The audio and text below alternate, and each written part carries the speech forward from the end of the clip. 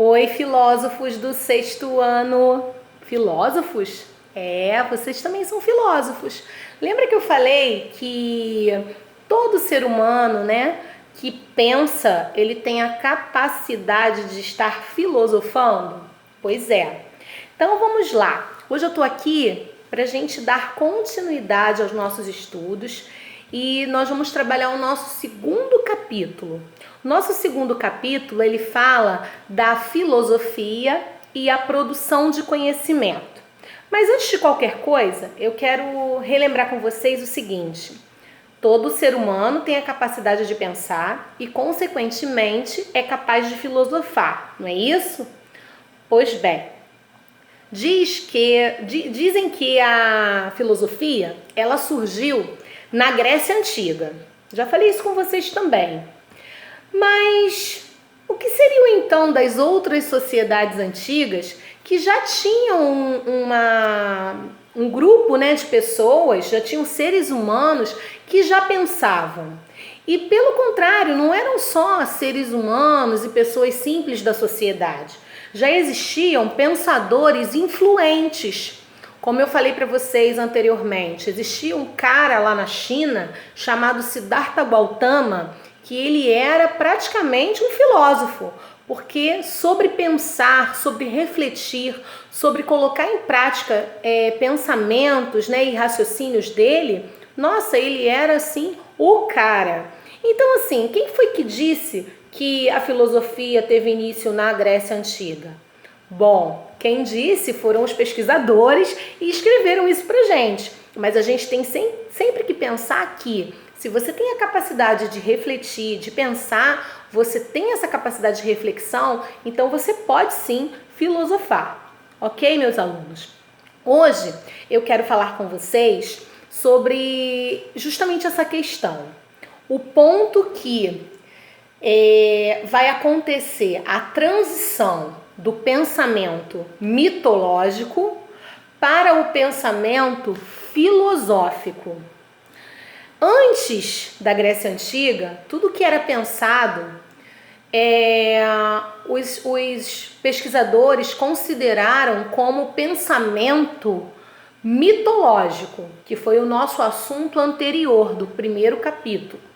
A partir do momento que a filosofia surge na Idade Antiga, lá na Grécia Antiga, a gente não trata mais como pensamento mitológico, e sim como pensamento filosófico. E é nesse período que surgem os filósofos pré-socráticos. A palavra pré significa antes ou depois? Significa antes. Então são todos aqueles filósofos que vieram antes de Sócrates, ok? Então filósofos pré-socráticos, aqueles que vieram antes de Sócrates. E eles também podiam ser chamados de filósofos da natureza. Isso aí, podia ser chamado de filósofo pré-socrático ou filósofos da natureza. Esses filósofos pré-socráticos ou filósofos da natureza, eles não se baseiam mais em mitos, naquela mitologia que a gente estudou. Não, eles agora vão se basear na razão, no pensamento humano, no raciocínio, nessa capacidade que é exclusiva nossa, capacidade de raciocinar, de refletir, de colocar em prática aquilo que a gente pensa, tá? E esses filósofos pré-socráticos, eles se apresentaram de duas formas. Tinham aqueles que eram considerados monistas. Vamos voltar à aula de português. Monossílaba, palavra que tem quantas sílabas? Uma só. Pois é, mono, um só. Então, os filósofos pré-socráticos monistas, eles acreditavam em um elemento da natureza para explicar a origem de tudo que nós vivenciamos. Então, monista, aqueles filósofos que utilizam um elemento da natureza para explicar a origem das coisas. Já os filósofos pré-socráticos pluralistas, plural. Vamos voltar ao português. Plural, diferente de singular. É aquilo que a gente, plural são aquelas palavras que indicam mais de um. Então, pluralista eram aqueles filósofos pré-socráticos que acreditam em mais de um elemento da natureza para explicar a origem das coisas. Eu separei alguns nomes aqui e no material de vocês também vão ver alguns deles, tá? De filósofos pré-socráticos que são monistas e aqueles que são pluralistas. Dos monistas, eu separei o Tales de Mileto. Esse nome é desconhecido para vocês? Provavelmente vocês já escutaram falar. O Tales de Mileto, ele acredita que a água é o elemento principal e que ela explica a origem de todas as coisas. Então, Tales de Mileto é monista, um elemento que é a água. O outro que eu separei aqui é o Anaximenes. Professora, que nome! Realmente, são nomes diferentes da nossa realidade. O Anaximenes, ele também pensa bem parecido com o Tales de Mileto, só que ele acredita que o ar é o grande elemento que explica a origem de todas as coisas. Então, ele também é monista. E tem um outro aqui que eu separei, que é o Heráclito. Vamos botar esses nomes no filho de vocês, gente? O Heráclito, ele acredita que o fogo é o grande elemento que explica a teoria e a origem de todas as coisas. Então, esses que acreditam em um elemento, água, fogo, ar, eles são filósofos monistas.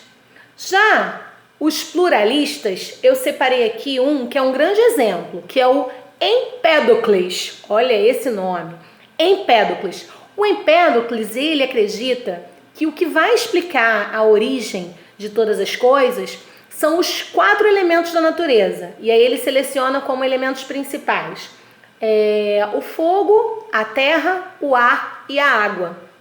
Então ele é um filósofo pré-socrático pluralista, porque ele se baseia em 4 elementos da natureza ao invés de um, que são os monistas. Bom, por hoje é só. Nós terminamos aqui o livro 2, porque filosofia, a matéria é mais curtinha que história, né? Então, são só 2 capítulos. Um a gente já havia trabalhado em aula e o outro nós estamos trabalhando agora. Porém, eu quero deixar uma bateria de exercício para vocês. Vocês vão ter aí uma semaninha recheada para fazer bastante exercício de filosofia. Eu vou dar um tempo para vocês pegarem o livro, caneta, para a gente poder anotar. Pega lá rapidinho, vai lá. Pegaram? Então vamos lá. Anotem aí. Primeira página do livro é a página 414. 414. Depois a página 415. Então, 414 e 415. A outra é 417. Aí depois tem da 420 até a 423. São exercícios bem tranquilos que vocês vão fazer assim sem nenhuma dúvida. E o gabarito tá lá na biblioteca digital do Tule. Vocês podem acessar a qualquer momento. E se tiverem alguma dúvida, pode mandar uma mensagem lá para a secretaria, né, da escola através do Zap, que eu vou dar um jeitinho do meu áudio, do meu outro vídeo chegar para vocês, para esclarecer aquela dúvida, tá? O mais importante é que vocês estudem bastante, e eu quero desejar, assim, uma ótima semana e dizer que a gente está na torcida para que tudo isso que nós estamos vivendo passe logo, para que a gente possa se encontrar e dar continuidade às nossas aulas presenciais. Até o próximo capítulo, um beijo grande, fiquem com Deus!